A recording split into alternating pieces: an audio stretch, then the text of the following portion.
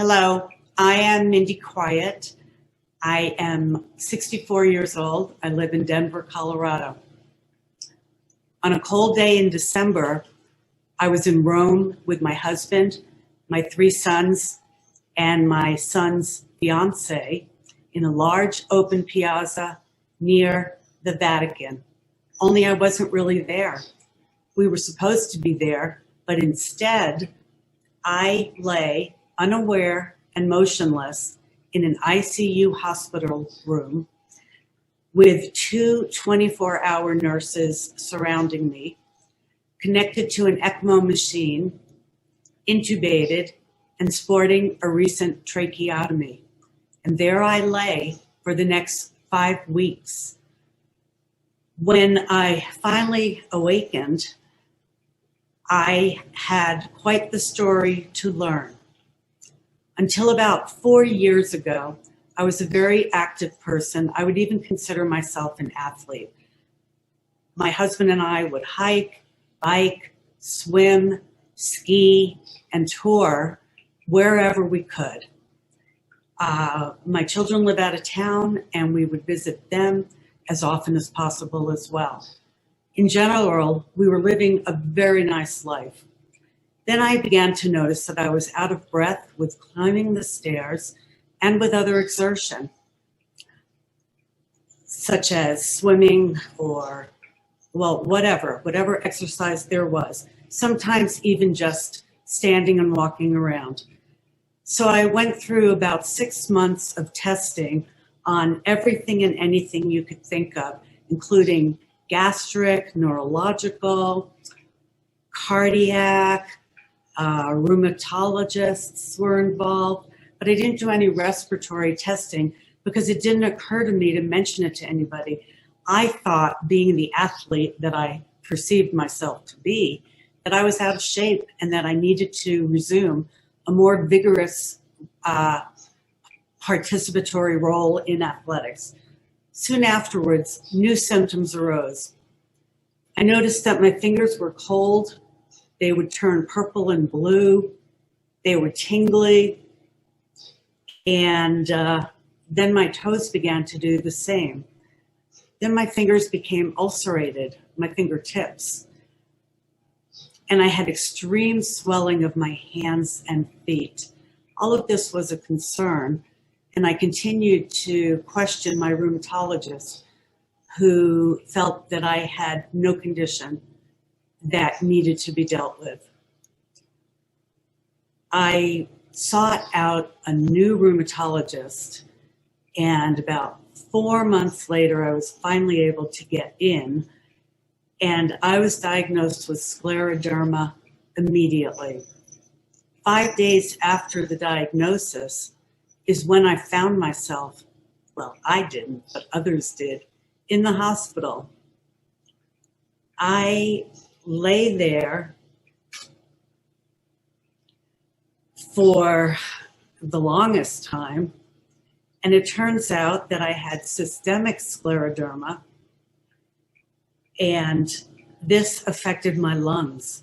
Specifically, it caused the interstitial lung disease that I didn't know I had, and it caused my lungs to be hemorrhaging, which is what led to the hospitalization.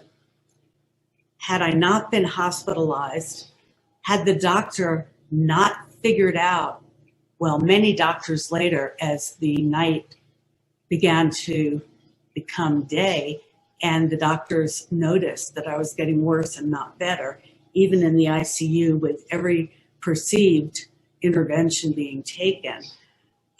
This particular doctor determined that my lungs were hemorrhaging, and I don't know what they did so much, but after being on ECMO and so forth, I lost 40 pounds in about 4 or 5 weeks, and I was in what they call an ICU coma, where they kept me there by drugs in order to keep me very still. During the stay at ICU, many unusual and emergency type procedures were performed in order to keep me going. They didn't expect me to live. but I did. And when I awakened, I had absolutely no capacity for movement. I couldn't use my fingers. I couldn't use anything. I couldn't turn.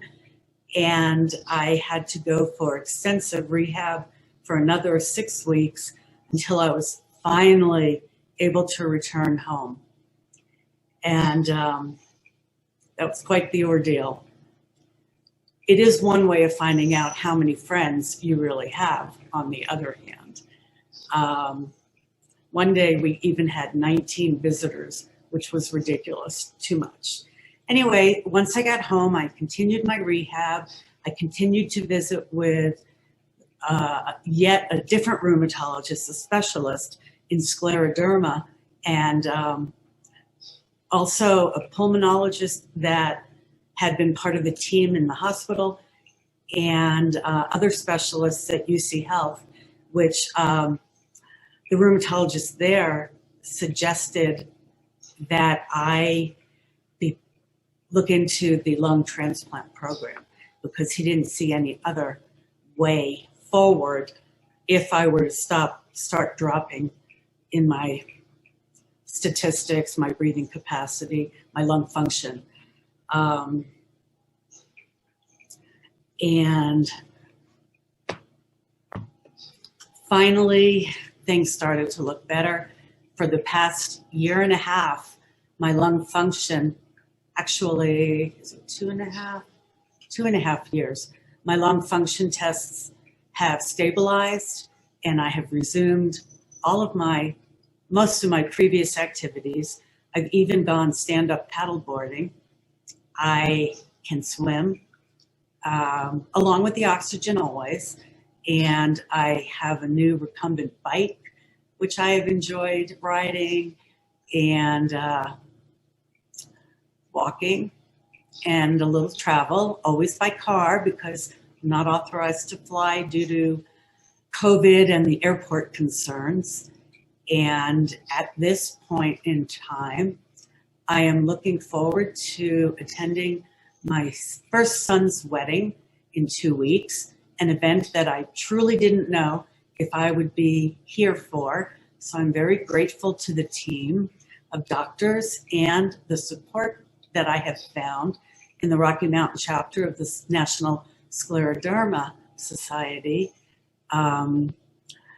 I didn't initiate contact with them for the first year, thinking I didn't need to just hear sob stories, and I knew more about the disease and the potentially devastating effects, which are actually likely at some point. The later, the better. And when I finally did look into the Scleroderma Foundation, I was very disappointed that I hadn't sought it out sooner, because there is a wealth of information available, and the people are very nurturing and kind and supportive of one another, and they are supporting education as a priority and research as a priority. And research is certainly my future, because we need better ways and means to treat this disease that affects not so very many. However, it is a good area to research, because scleroderma is very symptoms of it, and the medical treatment for it really would incorporate treatments for many other autoimmune diseases, which do affect a lot of people.